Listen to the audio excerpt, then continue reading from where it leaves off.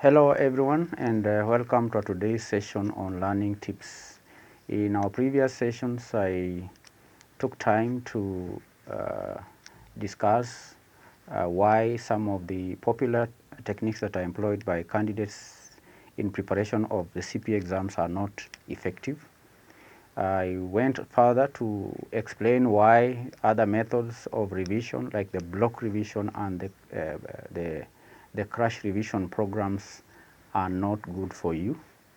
I did not stop at that. I went further and suggested more effective techniques which are evidenced by research. We saw that there is sufficient research to indicate that the technique that is most popular, like the rereading technique, is not effective. But other techniques like the spaced repetition and the active retrieval are very ineffective. In fact, studies show that testing yourself is far much better than reading the same thing 5 times. Testing yourself. Testing yourself is better than reading the same thing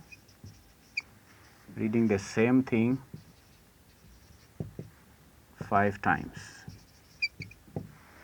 Most candidates are fond of reading notes and rereading, but studies show that students who practice testing themselves, when you test yourself other than just rereading, then you are far much better than a student who reads the same thing 5 times. So that's why this technique, testing yourself, which is also known as active retrieval, is highly recommended in learning. Not just learning for exams, but learning anything, be it sports, music, art, name it. You have to practice retrieving information from your brain. This we learned in our last session. We also said that in our last session, we also said that we forget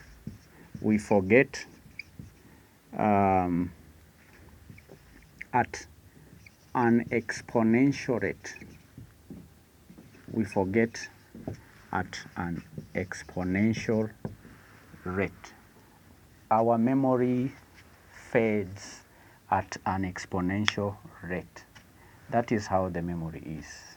If you want to retain information in your memory, then there has to be effort to do so. And we forget things at an exponential rate because of the forgetting curve. Remember, we drew the forgetting curve. And we said that over time, we lose what we learn in the memory. And this curve shows the rate at which information is forgotten if there is no effort to retain it.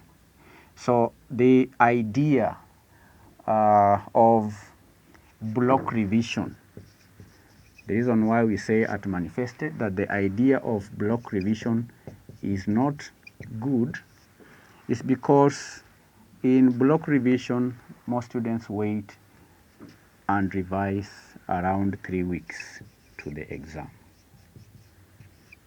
They read and reread notes 3 weeks to the exam. And we say this is not good in the long run. As much as the candidate may pass the exam, the information obtained through this process is lost very quickly. And we suggested an alternative way of revising, which we said is known as spaced repetition. spaced repetition is a technique which is backed by research. All studies vouch for spaced repetition, because under spaced repetition, revision is spread throughout the course. If you are doing a 6 months course, then you don't start revising the last month. And that's why at Manifesto Publishers, we encourage our students to start revising on day 1. The essence of spreading revision throughout the course is so that you can interrupt the forgetting curve. Interrupt the forgetting curve. Remember, on this axis we have the percentage of information remembered. We say that in day 1, if you are to start here on day 1, you may remember everything within that lecture, but over time that information is lost. We lose memory over time, and that is all applies to everyone. Okay, so there has to be an effort to interrupt this curve, so that after some time, after day 1, say after 2 weeks, we say that you need to practice retrieving or recalling what you learned. When you do that, then you interrupt this forgetting curve. The memory, you take back the memory. So that has to go on and on until this curve appears like this. Until now, there is no forgetting. That only works through repetition. I've always said we learn through repetition. That one, there is no doubt about it. So that's why your studies have to be structured in a way that it supports the way the memory works. You don't study a concept in May, then you wait until November, then you say you are going to sit at the library to do block revision. That one is very unwise. It goes against all the studies, all the experiments that have been done in this area. And that would explain why most students don't pass exams. And those who pass exams, it would also explain why they are not effective, why they are not competent in practice. Because when you cram, because those who resort to block revision towards the end of the semester, they end up cramming. Okay, you end up doing what we call cramming. And it also beats the purpose of training. The reason why you are training is not just to pass the exams. You are training so that you can get skills that will help you solve problems in practice. So these are things I took time to explain, and I will continue to emphasize. I'll continue to emphasize. When you are employing a technique that is not effective, then it's important for you to change the technique. And it's our work to suggest to you alternative techniques. Remember, again, we also said that that revision is an integral part of learning. Revision is integral. You cannot learn without revision. That's why we say don't wait until 2 weeks to exam, then you say you're revising. You start revising on day 1. You have to revise. And revising here does not mean rereading. It means doing what we call active retrieval. Retrieving information from the brain without looking at the notes. Active. But when you just read and reread, that is passive reading. This is passive. Let me write it. Passive reading. Passive reading is easy. It is easy to read, because sometimes as you read, you are not concentrating. You could be reading and thinking of other things. But active retrieval, sitting down with a blank paper and trying to recall what you have learned, that takes effort. And we said in our last lesson that the harder the brain works to retrieve information from it, that is when learning takes place. That is when information is encoded in the brain. There has to be effort. And I gave an example of lifting weight. You don't go to the gym to lift this pen. You may not gain much, but you have to get some weight so that you lift. All right? Lift and feel the effort. When that happens, that's when you gain. The same thing with the brain. But when you read, there are students who read for long hours, and at the end of the day, a student will tell you, I've read the whole day, but I cannot remember anything. That is true, because you are employing a technique that has been proven to be ineffective. Today, I'm going to show you how to apply these effective techniques to specific CPA subjects, And before I do that, you will recall that immediately after exams are done, for example, the last exam that was done in May, we made a call to candidates not to wait for the results, because exams are done towards the end of May. The exams are marked in June. Then candidates start another semester in July, so that they can study in August, in September, October, and November. We made a call. We informed students at the end of May not to wait for results, because the CPA course, you only sit for 3 papers per section. 3 papers. So we advise students not to wait for to waste time in July, but to join so that they have 1, 2, 3, 4, 5, 6 months to study, prepare for the November exams. As usual, there are those who heeded the call, others did not, and that is normal. If you have 10 children, you'll always have some that are not obedient, others are obedient. Now, students who heeded our call, as we are speaking, they completed the syllabus in October. They went through the syllabus in October, as you are and some of them applied this spaced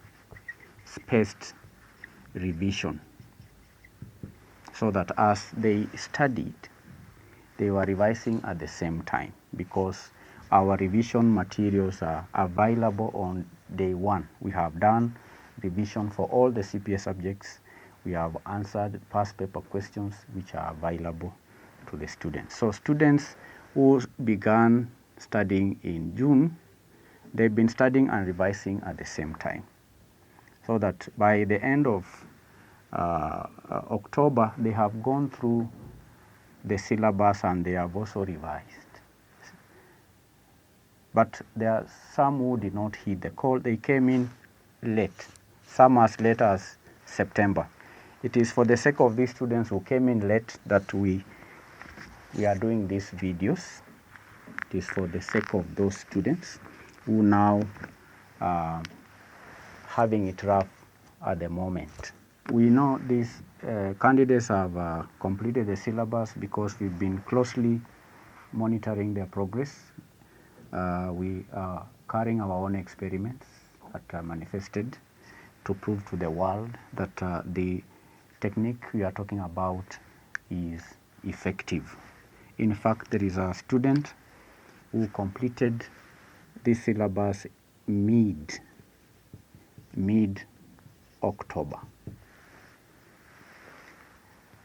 Revised all the contents of the syllabus, revised all the contents of the syllabus, spread revision throughout July, June, August, September, up to mid-October. The student, I advised the student the other day to now focus on what we call emerging issues. I told the student to go and discuss the effects of the interest cap on the economy and the banking industry in light of the recommendation that the President made last week in a memorandum to the Parliament, in which he declined to assent the Finance Bill 2019. So this candidate is now just reading newspapers, watching television, sometimes watching movies, because the syllabus is covered. It's now focusing on emerging issues and trends, which is highly featured in your syllabus.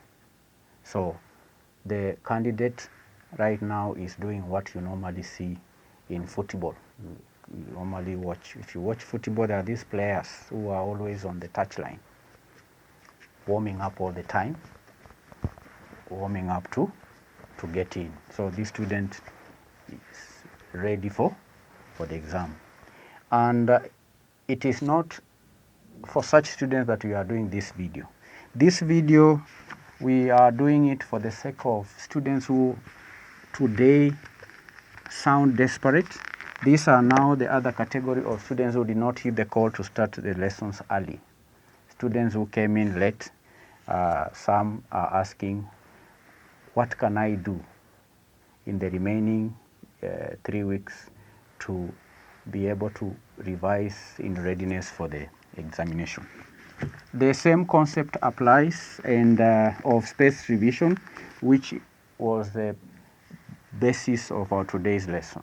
In today's lesson, I'm going to demonstrate how to apply these new techniques to the specific CPA subjects. Now allow me to demonstrate how to apply these techniques to the specific CPA subjects. And one of the subjects that seems to be quite problematic is the quantitative analysis. I have the paper that was done in May 2019 with me here, and I've gone through the paper. I noticed that the examiner tested all topics apart from only 2, which is the time series analysis and the simulation. So I will demonstrate how to apply the spaced revision and the technique of testing yourself, or active, also known as the active retrieval. And before I demonstrate, I want to emphasize that this technique does not distinguish revision and the studying. Revision is treated as an integral part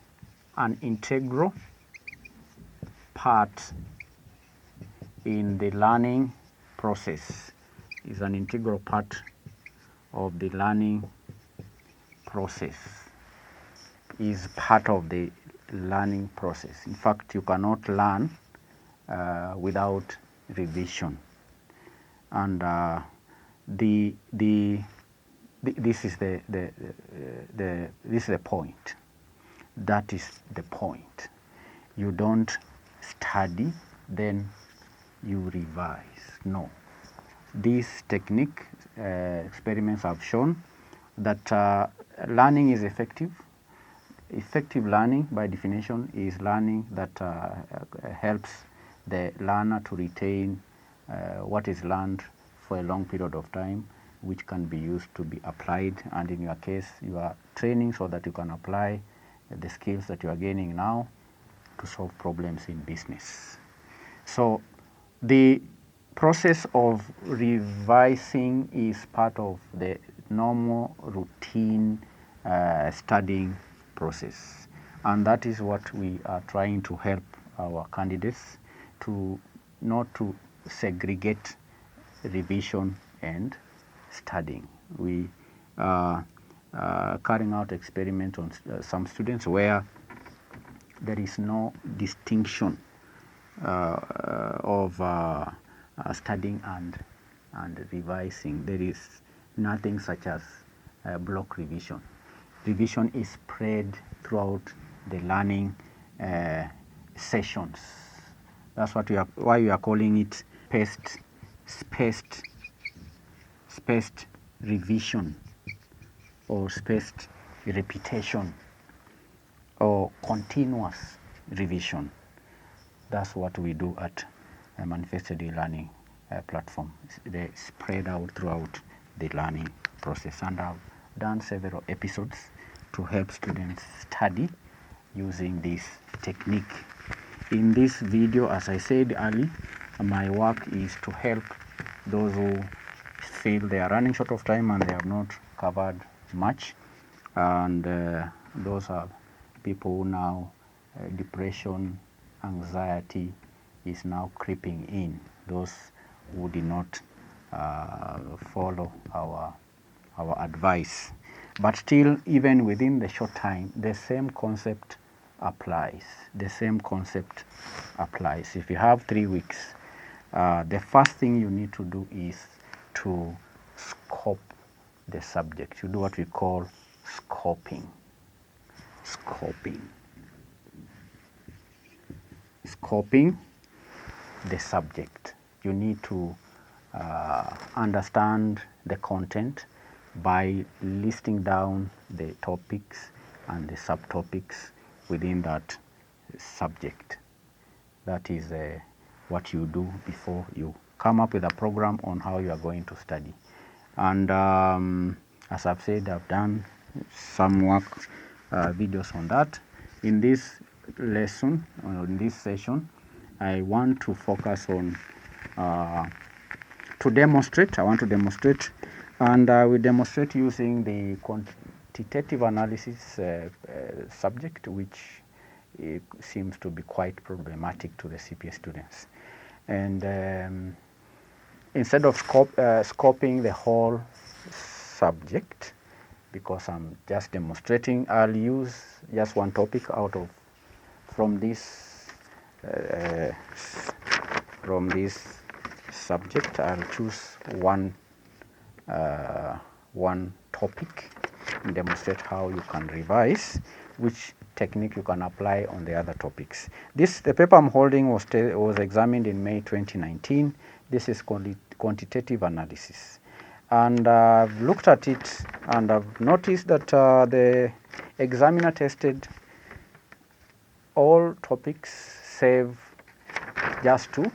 The only 2 that were not tested, that is the simulation topic and the time series analysis. And that is a good paper because the questions are spread through almost all the topics have been tested. That is very good kind of setting. It's very good. So now, how do you then revise for a paper like quantitative analysis in a period of 3 weeks, or 4 weeks, using the spaced repetition or spaced revision technique?